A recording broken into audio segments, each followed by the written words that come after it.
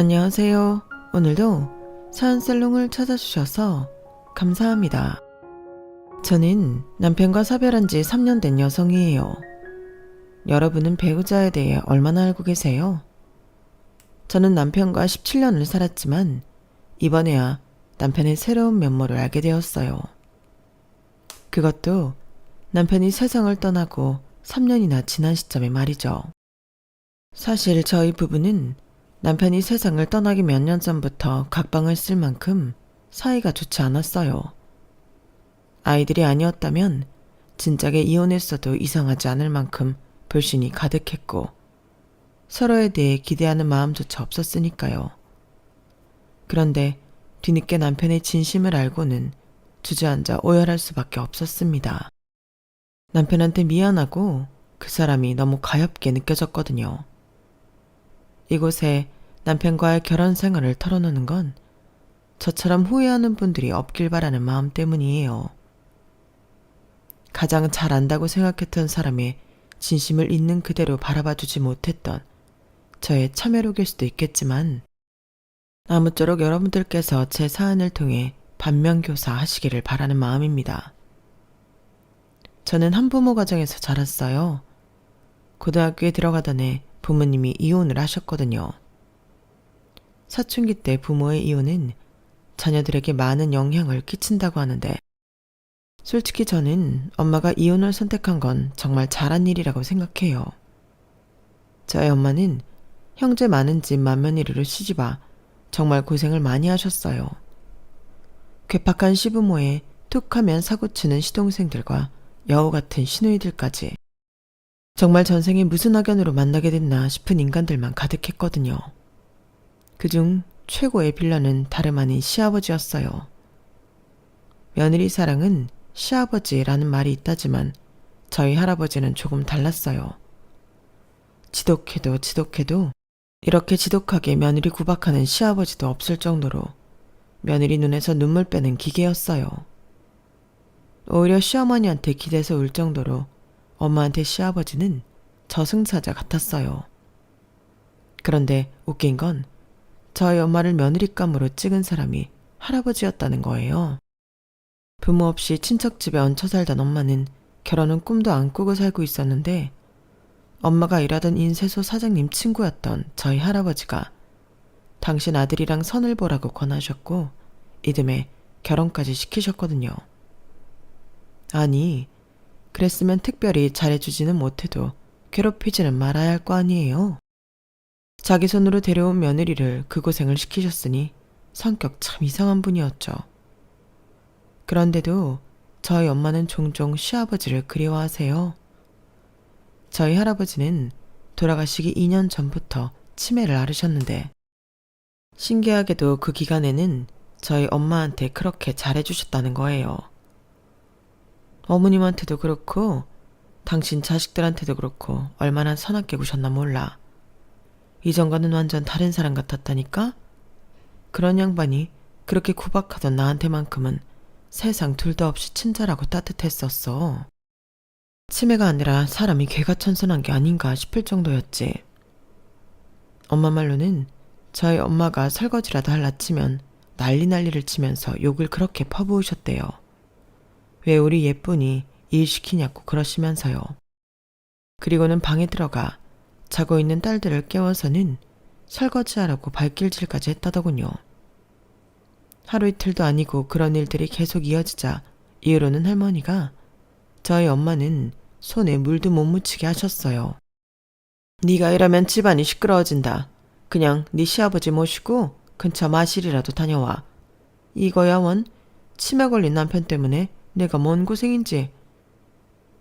그렇게 엄마를 끌고 밖으로 나오신 할아버지는 언제 그랬냐는 듯 멀쩡한 사람처럼 구셨고 며느리를 데리고 극장도 다니시고 동물원도 가시고 남산에 케이블카도 타러 다니시곤 했대요. 마치 아빠가 딸을 데리고 나들이 다니는 것처럼요. 시집 온 그날부터 고된 시집살이와 육아에 치여 살던 엄마는 덕분에 가사노동에서 벗어나 문화생활과 여유를 즐길 수 있었어요. 그렇게 치매 걸린 시아버지 덕분에 인생의 봄날을 즐기던 엄마는 할아버지가 치매가 아닌 것 같다는 의심을 하기 시작했고 그 의심은 점점 더 확신으로 굳어졌어요. 의사소견으로는 분명 치매가 맞긴 하지만 그 정도가 우리가 생각하는 것보다 경미한 것 같다고 말이죠. 그래도 가족들 누구에게도 그 말은 하지 않았어요. 그리고 여전히 할아버지는 여전히 엄마가 일을 못하도록 졸졸 따라다니면서 단속을 하셨고 그 바람에 속옷 빨래까지 저희 엄마한테 시키던 고모들은 집안일을 도맡아 하게 되었어요. 고모들이 일 안 하고 누워서 저희 엄마한테 일을 시킬 낯이면 할아버지가 달려가 등짝을 때리며 일하라고 소리치곤 하셨는데 그럴 때마다 엄마는 그동안 쌓였던 채증이 한 번에 쑥 내려가는 기분이었다더군요. 봄이 지나면 꽃이 지는 것처럼 세상에 영원한 건 없잖아요. 저희 할아버지도 치매 판정을 받은 지 2년 만에 몸과 정신이 급격히 나빠져서 병원에서 마지막 인사를 하라고 했거든요. 할아버지께서는 돌아가시기 전에 저희 엄마한테 마지막으로 이런 말씀을 하셨어요. 큰애야, 다음 생에는 다른 집에서 태어나지 말고 내 딸로 태어나라. 먹고 싶은 거, 입고 싶은 거 내가 다 해줄 수 있게. 고마웠다. 할아버지의 마지막 인사에 엄마는 오열할 수밖에 없었어요. 할아버지가 가족들 앞에서 저희 엄마를 구박했던 건 미워서가 아니라 일종의 눈가림이었어요. 할머니를 비롯해 모든 가족이 저희 엄마를 싫어했기 때문에 일부러 할아버지가 먼저 나서서 선수를 치신 거였죠. 그걸 눈치채지 못한 할머니와 아빠 형제들은 오히려 두 손 놓고 지냈으니 할아버지 계략이 성공이라면 성공일 거예요. 다만 그 속뜻을 저희 엄마가 너무 늦게 눈치챘다는 게 문제였지만요. 할아버지는 돌아가시기 전 2년 동안 당신이 할 수 있는 모든 방법으로 저희 엄마한테 사랑을 베푸셨어요. 처음부터 꼭 네 아빠랑 결혼하고 싶었던 건 아니야. 부모도 없고 친척집에 빌붙어 사는 나를 데려가주는 남자라면 누구라도 상관없었으니까. 내 처지를 알고도 며느리로 받아들인 네 할아버지가 어떻게 보면 내 인생을 구해준 은인인지도 모르지. 아버님이 나를 구박하신 덕분에 다른 식구들은 나를 안쓰럽게 생각했거든. 고부간의 갈등도 없고 시누이 시동생 시집살이도 없었으니 이 정도면 성공한 결혼이지 뭐. 다만 아버님 마음을 진작 알았다면 그렇게 미워하지는 않았을 텐데 그게 마음에 걸려. 할아버지에 대한 죄송한 마음 때문이었을까요? 엄마는 친할머니도 지내지 않으시는 할아버지 제사를 매년 지내셨어요. 첫 해는 그래도 예의상 제사에 참여했던 작은아빠들이랑 고모들은 이듬해부터는 이런저런 핑계를 대가며 오지도 않았어요. 그래놓고는 큰 고모가 뭐라는 줄 알아요? 원래 시부모 제사는 며느리 몫이라는 거예요. 그래서 출가 외인인 자기들은 안 가도 된다나요? 말이나 못하면 다행이지. 어떻게 남도 아니고 자기 부모 제사에 빠지면서 그런 소리를 하는 건지. 그런데도 아빠는 한 번도 자기 동생들 탓을 하는 적이 없었어요. 오히려 엄마한테 큰 소리를 치셨죠. 시키지도 않은 제사 당신이 지내겠다고 한 거니까 앞으로도 내 동생들한테 오라가라 허튼 소리 마라. 그러게 뭐하러 일을 벌여? 우리 엄마도 안 지내는 제사를 왜 당신이 나서서 지내냐고. 우리 아버지가 당신 남편이야 뭐야? 장남이라고 뭐 하나 남겨준 것도 없는데 왜 내 돈 들여 제사까지 지내야 되느냔 말이야. 앞으로 제사 비용은 당신이 벌어서 대든가 못하겠으면 때려치워. 아빠는 할아버지가 남기신 유산이 생각보다 얼마 안 되자 툭하면 할아버지 제사를 빌미로 엄마를 괴롭혔어요. 남의 부모 제사를 지내겠다는 것도 아니고 자기 부모 제사를 지내주겠다는데도 말이에요. 그런데 아빠가 모르는 게 하나 있었어요. 할아버지가 남기신 유산이 왜 적었는지 그 이유를요. 할아버지는 살아생전에 10수년에 걸쳐 저희 엄마한테 재산을 증여해 주셨거든요. 현금이 아닌 주식으로요. 저희 엄마 이름으로 개설된 주식통장에 차곡차곡 대기업 주식이 쌓여갈수록 정작 자식들한테 갈 유산은 줄어든 거예요. 어차피 죽으면 제사도 안 지내줄 자식들인 걸 할아버지는 일찌감치 알고 계셨나 봐요. 이런 할아버지의 성견지명이 빛을 발하는 일이 있었는데 그건 바로 저희 아빠의 외도였어요. 엄마가 그동안 치매에 걸린 시아버지 모시랴 살림하랴 저랑 동생 키우랴 밤낮없이 가족을 위해 헌신하는 동안 아빠는 밖에서 어린 여자랑 제2의 봄날을 즐기고 계셨거든요. 아빠가 다니는 회사 대리와 말이죠. 그 여자분 역시 저희 아빠처럼 가정이 있는 사람이었는데 그 집 남편이 아내의 외도 사실을 알아채고 저희 엄마한테 찾아오면서 아빠의 불륜이 밝혀지게 되었어요. 그동안 야근이다 출장이다 집을 비웠던 시간들마다 아빠는 여직원과 드라이브도 하고 벚꽃 축제도 가고 호텔과 모텔을 다니며 인생을 즐기고 있었던 거예요. 처음엔 오히려 화를 내며 부인하던 아빠는 상대 남편이 증거 사진과 문자 내역을 보내자 그제야 인정을 하더군요. 웃기는 건 저희 친가 식구들 반응이었어요. 특히 할머니요. 네가 오죽 네 남편한테 소홀했으면 착한 우리 장남이 밖에서 여자를 만났겠니?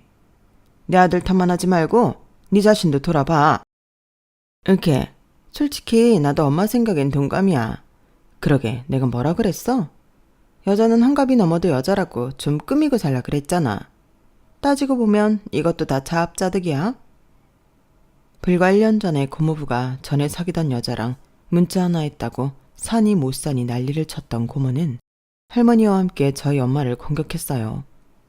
같은 여자가 맞나 싶을 정도로 두 사람의 말과 정신 상태는 바람핀 남자들이 짓거리는 개소리를 그대로 닮았더군요. 말이 안 통하는 인간들한테 필요한 건 그들의 밥그릇을 박살내는 거였어요. 그렇게 당신이 당당하다면 내가 당신 회사로 찾아가도 되는 거지? 윤대리라는 여자 얼굴도 확인할 겸 내일 회사로 갈 테니까 그렇게 알아. 야, 너 미쳤어? 네가 왜 회사로 와? 그러다 나 회사에서 잘리면 네가 먹여 살릴 거냐? 제발 생각이라는 걸 좀 해. 무식하게 좀 굴지 말고. 생각은 당신이 해야 할걸? 어차피 나는 당신이랑 살 생각 없어. 오늘 낮에 변호사 사무실에 가서 이혼 상담도 했고 앞으로는 말도 안 통하는 당신이나 당신 가족은 나보다 법에 대해 잘 아는 변호사랑 하게 될 거야. 당신 말대로 무식한 내가 뭘 할 수 있겠어. 그래서 내가 고용한 똑똑한 변호사가 당신이랑 상간녀 인생 탈탈 털어줄 테니까 그렇게 알아. 결국 그날 밤 아빠와 상간녀는 저희 엄마 앞에서 무릎 꿇고 한참을 빌었어요. 집을 엄마한테 넘기는 조건으로 아빠가 다니는 회사에는 찾아가지 않고 조용히 이혼하는 걸로 합의를 보았죠. 상간녀 역시 3천만 원의 위자료를 지급하는 걸로 합의봤고요. 아빠는 그때까지도 알지 못했어요. 엄마는 변호사 사무실에는 간 적도 없다는 걸요. 그리고 또 한 가지 아빠가 몰랐던 사실이 있는데 그건 바로 엄마의 주식 통장이었죠. 할아버지께서 가족들 몰래 엄마한테 남겨주시고 간 유산이요. 알았다고 해도 별 수 없었을 거예요. 할아버지께서 생전에 엄마한테 양도해 준 거였으니까요. 재미있는 사실은 저희 엄마 입을 막고 회사의 불륜 사실을 감추려 했던 아빠와 상간녀의 노력은 얼마 뒤 산산이 부서졌다는 거예요. 상대 남편이 회사 게시판에 글을 올리면서 들통나 버렸거든요. 결국 회사에서 쫓겨난 아빠는 툭하면 술을 마시고 집으로 찾아와 난동을 부렸어요. 그러다 접근 금지 명령까지 받게 되었죠. 엄마는 아빠와 이혼을 한 뒤에도 시아버지 제사를 지내고 있어요. 아빠와는 연이 끊어졌다지만 여전히 시아버지와 며느리 관계는 끝나지 않았다고 믿기 때문이었죠. 부모님이 이혼하신 뒤 저희는 이사를 했어요. 원래 살던 집은 저희 본가랑 걸어서 5분 거리라서 길에서 수시로 할머니와 마주쳐야 했거든요. 할머니는 저희 엄마를 볼 때마다 적반하장으로 화를 내셨어요. 남자가 사회생활 하다 보면 잠깐 한눈도 팔 수도 있는 거지. 그런다고 바로 이혼하자는 소리를 해? 친정도 근본도 없는 걸 받아줬더니 배은망덕하게 시리. 내 아들 인생 망쳐놓으니까 이제야 속이 시원하냐? 몸뚱아리 하나 딸랑 들고 시집와서 내 아들 집까지 뺏고 나니까 살 맛나냐고. 이래서 집안의 여자를 잘 들여야 한다고 하는 건데 그놈의 영감탱이만 아니었으면 너 같은 건 절대 우리 집에 안 들였어. 너 볼 때마다 재수없으니까 내 눈에 안 보이게 멀리 이사 좀 가. 할머니 닭달에 이사를 하게 됐지만 결과적으로 엄마와 제게는 더 좋았어요. 마른 하늘에 날벼락 맞듯 길에서 우연히 만난 할머니한테 욕설을 들을 필요도 없고 우리 엄마를 자기 집에서 부리는 식모처럼 환대하는 고모들이랑 작은 아빠들과도 마주칠 일이 없었으니까요. 무엇보다 엄마 때문에 자기 인생을 망쳤다는 망발을 하며 툭하면 찾아와 살림을 부수고 폐악질을 해대는 아빠를 더는 보지 않아도 됐으니까요. 거기다 집안 형편도 따로 나와 살기 시작하면서 더 좋아졌으니 당연히 좋을 수밖에요. 할아버지께서 엄마한테 남겨주신 주식 통장에는 생각보다 많은 주식이 들어있었고 10수년 세월이 흐르는 동안 주식도 많이 올랐더라고요. 아빠랑 결혼한 뒤로 집안 살림만 해오던 엄마는 주식을 팔아 가게를 여셨어요. 딱히 기술이 있는 게 아니라서 엄마가 잘할 수 있는 걸 해보자 생각했고 그렇게 결정한 게 반찬 가게였어요. 큰돈 벌 생각 않고 우리 두 식구 먹고 살 정도면 좋겠다고 생각해서 연 가게였는데 생각보다 장사가 잘 돼서 돈 걱정 없이 살 수 있었어요. 비록 이혼 가정이기는 했지만 엄마 덕분에 저는 남들 부러울 거 없이 충분한 지원을 받으며 자랐거든요. 사교육 덕분에 제가 원했던 대학도 들어갈 수 있었고 대학 등록금 버느라 아르바이트를 하며 아등바등하는 삶을 살지 않아도 되었어요. 하지만 이기적이고 사악한 친가 사람들을 보고 자라서 그런가 저는 일찍부터 결혼에 대한 환상은 버리게 되었어요. 엄마한테는 미안한 소리지만 저는 엄마처럼은 살고 싶지 않았거든요. 구덕이 무서워 장 못 담그냐고 하실지도 모르지만 어릴 때부터 내 엄마가 아빠와 시댁 식구들한테 무시당하고 일꾼처럼 부려지는 걸 봐온 저로서는 구덕이도 피하고 싶은 심정이었어요. 대학 시절에도 그렇고 직장에 취직을 해서도 그렇고 남들처럼 멀쩡히 연애를 했지만 결혼 얘기가 나오는 시점부터 더 이상 만남을 이어가기 싫어지더라고요. 그 사람이 싫은 건 아닌데 마음속으로 이 사람들도 결국엔 변하겠지 하는 의심이 들어서 마지막 한 발자국을 딛지 못하고 헤어지곤 했어요. 20대까지는 이런 연애 패턴이 그렇게 타격은 없었어요. 하지만 주변 친구들이 하나둘 결혼을 하고 엄마한테 지인들의 자녀 청첩장이 날아들기 시작하면서 상황이 달라지기 시작했어요. 결혼을 피하고 싶은 제 마음과 달리 엄마는 결혼 생각 없이 사는 딸이 걱정되셨나 봐요. 너도 30이 넘었는데 결혼 생각은 안 하는 거니? 애도 낳아야 할 텐데 더 늦으면 힘들어. 왜? 주변에 괜찮은 남자가 없어서 그래? 엄마가 손자리 알아봐줘? 필요 없어. 난 결혼 안 할 거니까. 아니 왜? 네가 뭐가 부족해서 결혼을 안 해? 그런 거 아니야. 난 그냥 지금 상황이 편해. 일도 마음 편히 할 수 있고 내가 번 돈 내 마음대로 쓰고 살 수도 있으니까. 차마 엄마처럼 살기 싫어서 그렇다는 말은 할 수 없었어요. 그 말에 엄마가 어떤 심정이 들지 누구보다 잘 알고 있으니까요. 이혼 가정의 부모님들은 혹시나 자식이 부모의 이혼 때문에 결혼에 대해 부정적인 생각을 가지지 않을까 걱정한다는 걸 저도 잘 알고 있었거든요. 그리고 엄마한테 말했던 것처럼 현재 상황이 편하고 좋았기 때문에 딱히 결혼 생각이 없는 것도 사실이었어요. 그런데 사람 마음이 갈대와 같다고 제 마음이 순식간에 변하게 될 줄 누가 알았겠어요? 그래서 옛말에 집신도 제 짝이 있다고 하는가 봐요. 남편을 처음 만난 건 대학 동기의 결혼식에서였어요. 신랑 측 친구였던 남편은 결혼식이 시작하기 전부터 카메라를 들고 식장 안에서 촬영을 하고 있었어요. 그때까지만 해도 예식장에서 고용한 사진기사인 줄 알았죠. 신부 대기실에서 그날의 신부였던 동기한테 축하 인사를 하는데 그때 남편이 안으로 들어왔어요. 그러자 동기가 저한테 그러더군요. 화영아, 인사해. 우리 아주버님이셔. 사진사인 줄 알았던 남편의 정체는 뜻밖에도 일식 요리사였어요. 대학은 사진과를 나오셨는데 일본으로 출사 여행을 갔다가 일식에 반해서 진로를 바꾸셨어. 현재는 오너 셰프이기도 하고. 재수씨도 참 오너 셰프라고 하니까 뭔가 대단해 보이잖아요. 그저 조그마한 일식집 하나 하고 있습니다. 남편의 첫인상은 맑고 청명한 느낌이었어요. 사람을 대하는 직업 탓인지 상대한테 부담을 안 주면서도 대화를 즐겁게 이끌어가는 재주가 있더라고요. 남편은 사진을 찍어주겠다며 저와 친구들을 동기 옆으로 불러 모았어요. 그런데 이상하게 이 남자가 나한테 포커스를 맞추고 있다는 느낌이 들더라고요. 제자리에서는 반대편 뷰파인더가 보이지도 않는데 말이죠. 아니나 다를까 나중에 신혼여행에서 돌아온 동기가 보내준 사진을 보고는 이 남자가 나한테 마음이 있다는 걸 단박에 알 수 있었어요. 저뿐만 아니라 동기조차도요. 야, 누가 보면 내가 네 결혼식에 들러리 온 줄 알겠다. 아니, 아주버님도 그렇지.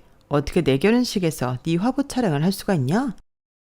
친구가 보내준 사진에는 신부 대기실에서 찍은 사진뿐만 아니라 결혼식장 곳곳에 서 있는 제 모습이 담겨 있었어요. 자연스러운 스냅 사진들이었는데 한눈에 봐도 전문가 포스가 느껴질 정도로 자연스럽게 잘 찍었더라고요. 장수가 꽤 돼서 친구 말로는 자기가 나온 사진보다 제 사진이 더 많은 것 같다고 헛웃음을 짓더라고요. 예, 너 만나는 사람 없으면 우리 아주버님 한번 만나보지 않을래? 가게 오픈하고 자리 잡느라 연애 안 한 지 꽤 되셨는데 그래서 시부모님이 한 걱정을 하신다. 우리 결혼할 때 아주버님이 먼저 그러셔서 그것 때문에 말이 좀 많았잖니.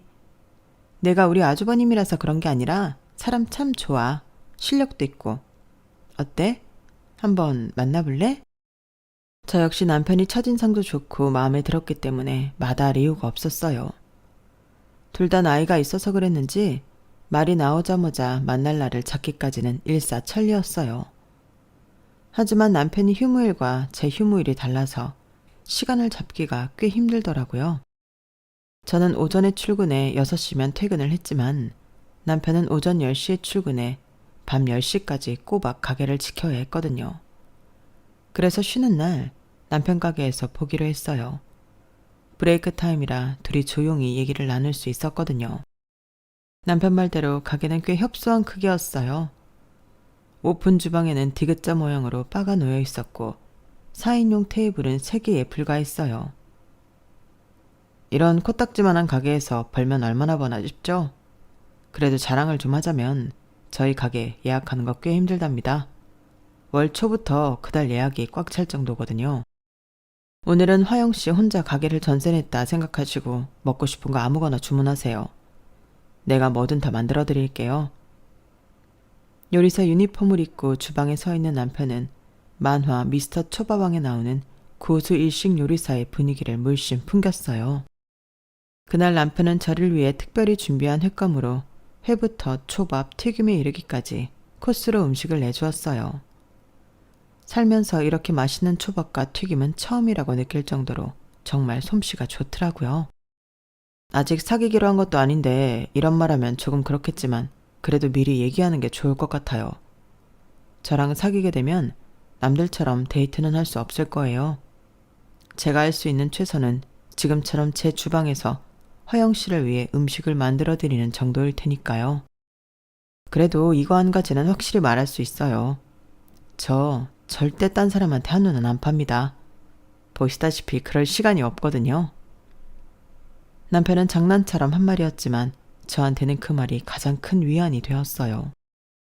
사춘기 시절 바람난 아빠를 지켜보면서 결혼에 대한 반감이 생겼던 저로서는 이보다 안심되는 상황도 없었으니까요. 그리고 무엇보다 남편이 순식간에 제 마음속으로 들어와 버렸기 때문에 거절하고 자식과할 생각 자체를 할 수 없더라고요. 그렇게 남편과 1년 가까이 연애를 하고 내 인생에 절대 없을 줄 알았던 결혼을 하게 되었어요. 동기가 먼저 결혼 생활을 하고 있었기 때문에 집안 사정은 들어서 잘 알고 있었고 부모님도 그렇고 시동생과 시누이도 그렇고 괜찮은 사람들 같아서 결정이 생각보다 쉬웠던 것 같네요. 그런데 사람을 판단하는 데 있어서 어느 방향에서 보느냐도 중요하다는 걸 나중에서야 알게 된 거예요. 차남과 결혼했던 동기한테 저희 시댁은 그리 나쁘지 않은 집안이었는지 모르겠지만 장남과 결혼한 저에게는 이보다 지긋지긋한 거머리 같은 시댁도 없었거든요. 결혼하고 반년도 안 돼서 알게 된 저희 시댁의 사정은 맏며느리로서 정말 최악의 조건이었어요. 그동안 남편이 일식에 빠져 사진을 그만두었다고 들어왔던 저는 그게 사실이 아니라는 걸 알게 되었죠. 그건 다름 아닌 돈 때문이었어요. 남편은 대학 시절부터 자기 등록금은 물론 생활비까지 대고 있었더라고요.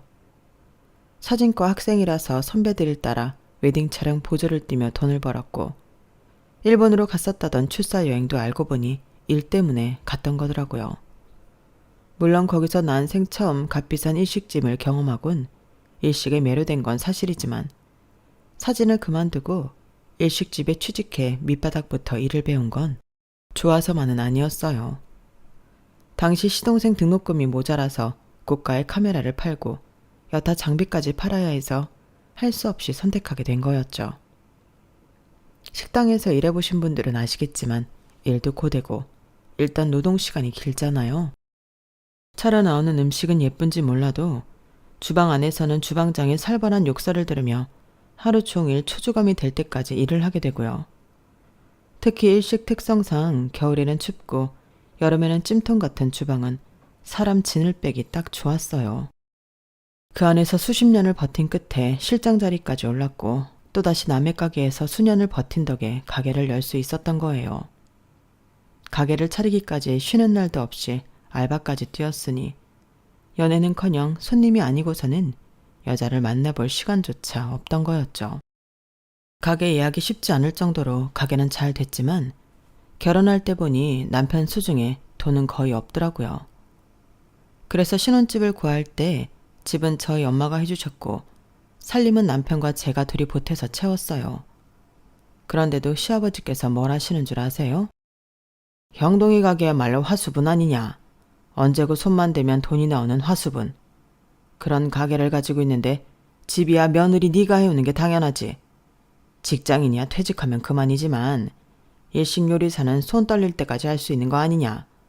그러니 이 결혼이 믿지는 장사는 아니란 얘기다. 그때 이 집 식구들이 내 남편을 어떻게 보는지 알아챘어야 했어요. 시댁 식구들한테 맏아들은 화수분 그 자체였던 거예요. 언제고 돈 달라는 말을 하면 거절 않고 돈을 내어주는 호구 같은 화수분이요. 결혼하고 2달쯤 지난 어느 날이었어요. 여보, 생활비는 언제 줄 거야? 일단은 내 월급으로 쓰고는 있는데 자기가 생활비 얘기가 없어서. 생활비? 한 달에 얼마나 주면 돼? 얼마를 주다니 다 줘야지. 나도 내 월급 다 털어 쓰고 있는데. 애초에 경제권은 나한테 주기로 한 거 아니었어? 그 말에 남편은 난감한 표정을 지었어요. 그리고 그 이유는 얼마 지나지 않아 알 수 있었죠. 세상에, 매출이 이렇게 높은데 집에 가져오는 게 고작 이것뿐이야? 이건 우리 회사 신입 월급만도 못하잖아. 나머지 돈은 어딨어? 실은 부모님 생활비랑 여진이 대학원 등록금을 내가 책임져야 하거든. 뭐? 아니 그게 무슨 소리야? 그걸 왜 다 당신이 내? 배보다 배꼽이 크다고 우리 집 생활비는 쥐꼬리만큼 가져오면서 매달 시댁에 보내는 돈은 5배도 넘게 되는 거 있죠. 아니 이게 무슨 말도 안 되는 짓인지 제 머리로는 도저히 이해가 안 갔어요. 당신이 결혼 전에는 어떻게 해왔나 몰라도 이젠 당신도 당신 가정에 있는 거잖아. 언제까지 부모님 생활비에 여동생 등록금까지 대줘? 안 돼. 절대 안 되니까 당신이 아버님께 확실히 말씀드려. 여보, 우리 결혼하고 겨우 2달밖에 안 됐어. 아버지도 준비하실 시간을 드려야지. 어떻게 단번에 지원을 끊어? 내가 말씀드릴 테니까 몇 달만 참아줘. 생각 같아선 단 하루도 참아주고 싶지 않았지만 일단은 남편 뜻을 따르기로 했어요. 그리고 손아래 동서이자 동기한테 전화해 하소연을 했어요. 그랬더니 동기는 처음 듣는 얘기라면서 놀라더군요. 어머, 그럼 지금까지 아주버님이 그 돈을 다 대고 있었던 거야? 난 몰랐지.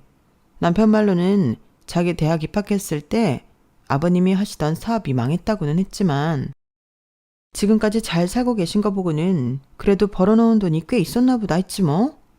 어머머 세상에. 그래서 아주버님은 뭐래? 앞으로 본가에 돈 안 해드린대? 당연한 거 아니야? 아니 신우이도 진짜 웃기네. 자기 대학 등록금을 왜 오빠한테 받아? 자기가 벌어서 다닐 능력이 안 되면 취직을 했어야지. 왜 대학원에 가냐고? 듣자니 대학도 변변찮은데 다니던데 거기 대학원 나와서 자기가 교수를 할 거야 뭘 할 거야. 어쩜 사람들이 이렇게 이기적인지 몰라. 우리 그이 등골 뺏어 먹고 살면서 어떻게 미안한 줄 모르냐고. 동서한테 한참을 하소연한 저는 얼마 뒤 내가 괜한 짓을 했다는 걸 알 수 있었어요. 시동생도 동서도 다 한통속이었거든요. 가게 직원한테 물어보니 그동안 시동생도 툭하면 가게로 찾아와 돈을 빌려갔고 동서는 친정 가족 모임까지 우리 남편 가게에서 공짜로 해왔더라고요. 아주 온 사방에 내 남편을 호구로 부리는 인간들 뿐이었던 거예요. 아니, 당신네 가족들은 다들 왜 그래? 왜 당신한테만 빨대 꽂고 달려드는 거냐고. 당신이 가족들한테 무슨 죄라도 지었어? 그러지 않고서야 어떻게 이러냐고. 당하고 살아온 내 남편이 너무 불쌍하고 안타까워서 나도 모르게 눈물이 나왔어요. 그래서 하루빨리 시댁 식구들의 착취로부터 내 남편을 구해내고 싶었어요. 하지만 오랜 시간 내 남편한테 의지해오던 시댁 식구들의 생활 태도를 하루아침에 바꾸기란 쉽지 않더라고요.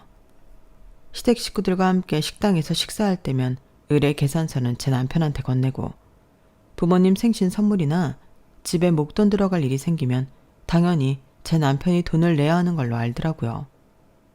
그런 일로 동서와 말다툼을 벌인 것도 한두 번이 아니었어요. 그런 일이 이어지다 보니 전처럼 대학 동기 사이가 아니라 남들처럼 형님 동서 사이로 지내게 되더라고요. 형님, 이번에 어머님 환갑 때 아버님이랑 동남아 여행 보내드리는 게 어때요? 홈쇼핑에 베트남 사파 패키지 상품 나온 거 보니까 꽤 괜찮더라고요. 좋기야 유럽으로 보내드리면 좋겠지만 돈 내는 사람 생각하면 동남아가 적당하다 싶더라고요. 아주버님도 그 편이 덜 부담되실 테니까요. 동서, 왜 당연하게 우리 그이가 돈을 내는 걸로 생각하는 건데? 맏아들만 자식이야? 둘째 아들도 있고 딸도 있는데 왜 뭐든 돈 문제만 생기면 우리한테 떠미는 거냐고? 형님, 내가 이런 말까지 하기 좀 그렇지만요. 형님이 시집 오기 전에는 늘 그래 왔어요. 형님 고집 때문에 매번 말 나오고 형제간에 다툼 생기는 거 문제 있다고 생각하지 않아요? 그리고 두 사람 결혼까지 이어준 나한테 이러면 안 되죠. 동서, 말 잘했어. 그래, 그동안 내 남편이 이 집 사람들한테 어떻게 해왔는지 동서도 잘 아는 모양이니까 오히려 말하기 편하네. 그동안 그렇게 등골 빼먹었으면 이제는 좀 그만해야 하는 거 아니야? 어떻게 사람의 호의를 권리로 착각하고 살 수가 있어? 그거 너무 염치 없는 짓이야. 그리고 우리 결혼할 때 동서한테 명품백 사준 건 기억 안 나나 보지? 그 정도 받았으면 그만할 때도 됐는데 어떻게 동서는 4년이 지난 지금까지도 우리 결혼 이어준 탈환하면서 생색을 내? 왜? 나 죽을 때 영종 앞에서도 그 소리 하지 왜? 좋아. 그런 식으로 매번 돈 드는 일은 우리 남편한테 떠민다면 나중에 시부모님 유산도 우리 다 줘. 그럼 할게. 동서, 어떻게 할까? 비록 시부모님한테서 나올 유산이라고 해봐야 집 한 채가 다지만 동서는 그마저도 욕심이 나는지 유산을 다 주는 건 안 된다며 자기들도 돈을 보태겠다고 했어요. 다만 마주와 둘째는 차등해서 돈을 내게 해달라고 하더군요. 더럽고 치사하기는 했지만 그러라고 했어요. 어떻게든 내 남편 혼자 독박 쓰는 건 막아야겠다는 생각 때문이었죠. 결혼 4년차에 접어들고 그 사이 두 아이를 출산하는 동안에도 남편의 시댁 지원은 이어졌어요. 말로는 액수를 많이 줄였다고는 하는데 여전히 매달 수백만 원 이상이 시댁으로 들어가고 있는 건 여전했어요. 그 일로 남편과 다툼은 이어졌고 시누이 결혼을 계기로 저와 아이들은 아예 시댁의 발길을 끊게 되었죠. 시누이 결혼 얘기를 꺼내자면 지금 생각해도 속에서 천불이 나요. 글쎄 시누이가 결혼을 앞두고 제 남편한테 신혼집을 해달라고 그러더라고요. 신랑 쪽 집이 상황이 안 좋아서 월세로 시작하라고 했다는데 자기는 죽어도 그렇게는 못 산다고 제 남편 보고 전셋집을 얻어달라고 그러는 거 있죠. 거기에 시부모님까지 끼어들어 큰오빠가 그 정도 못 해주겠냐며 바람을 잡으시는데 정말 뚜껑 열리는 줄 알았다니까요. 결국 그 일로 제가 시댁 식구들과 한바탕 싸우게 됐고 시댁의 발길을 끊게 되었어요. 명절이나 제사 때는 남편만 시댁에 보내게 됐고요. 상황이 이 정도 됐으면 자기도 정신 차리고 시댁에 돈 보내는 걸 그만둬야 하잖아요. 그런데도 남편은 자기가 뭔 죄인이라도 되는 것처럼 죽어라 이래서 자기 부모한테 퍼다 나르지 뭐예요. 부모 부양을 아예 때려 치우라는 게 아니라 형제들끼리 나눠서 정도껏 하다는 건데 버는 돈의 반 이상을 그렇게 퍼다 나르니 제가 화를 안 내게 생겼냐고요. 남편과 살았던 17년 동안 우리 부부가 싸운 건 전부 시댁에 보내는 돈 문제 때문이었어요. 결국 남편이 죽기 전부터는 아예 각방을 쓰고 살게 되었고요. 그 정도 살고 보니 이젠 남편 숨소리만 들어도 속이 꼬이고 남편 목소리도 듣기 싫을 정도였어요. 그런데 생각지도 못한 순간에 남편이 심근경색으로 세상을 떠나고 나니 미웠던 마음이 고스란히 미안함으로 바뀌더군요. 거기다 남편 장례식장에서 친척들을 통해 들은 얘기 때문에 더더욱 가슴이 찢어지는 것 같았어요. 시숙 어른을 통해 제 남편이 시댁에 그렇게 헌신적이었던 이유를 알게 됐거든요. 형동이가 엎둥인 건 몰랐어? 하긴 다들 쉬쉬했으니까. 지 아버지 사업 망하고서야 알게 됐을 거야. 있을 땐 몰라도 생활이 어려워지니까 자기 배 아파 낳은 자식 먼저 챙길 생각에 형동이더러 대학 그만두고 돈 벌어오라 그랬다더라고. 그래도 형동이 그놈이 심성이 착해서 군소리 한마디 않고 바로 학교 그만뒀다더라고. 그 뒤로는 형동이가 완전 그 집 살림 미천이었지 뭐. 불쌍한 놈. 이거 살고 갈 거 그 고생을 했나. 그 말을 듣고 나니 눈이 뒤집어졌어요. 100번 양보해서 대학 그만두게 한 것까지는 이해한다 쳐요. 아니 그렇다고 수십 년 동안 자기 집 생활비에 자기 자식들 등록금에 결혼자금까지 대기해요? 말로는 당신들 맏아들이라고 그러면서 세상에 어떤 부모가 자식한테 키워준 값을 이자까지 쳐서 받냐고요. 그 와중에도 남편이 죽고 나니까 가게를 정리해서 일부 떼어달라는 소리를 하길래 면전에 대고 쌍욕을 퍼부어줬어요. 엎둥이 하나 키워주고 아직도 받아낼 게 남았어요? 왜? 내 남편 시체라도 팔아서 돈 달라 그러시죠? 인겁을 쓰고 이러면 안 되는 겁니다. 인생 그따위를 사는 거 아니라고요. 내 남편 가는 마당에 돈 뜯어낼 궁리들 그만하시고 앞으로는 잘난 친자식한테 기대 살 궁리나 하세요. 당신들하고는 말도 섞기 싫으니까 앞으로는 찾아오지도 말라고요. 그렇게 장지에서 시부모님을 떼어내고 집으로 돌아온 저는 며칠을 알아 누웠어요. 저 대신 친정엄마가 집에 오셔서 애들 밥도 챙겨주시고 제게는 죽도 써주셨죠. 몸도 마음도 추스를 겨를도 없이 남편 가게를 정리하고 앞으로 먹고 살 준비를 해야 했어요. 둘째를 낳으면서 직장을 그만둔 이후 살림만 해오던 처지라 당장 직장을 구할 일이 먹먹하더라고요. 사무직은 어림도 없고 식당 일이 고작일 테니까요.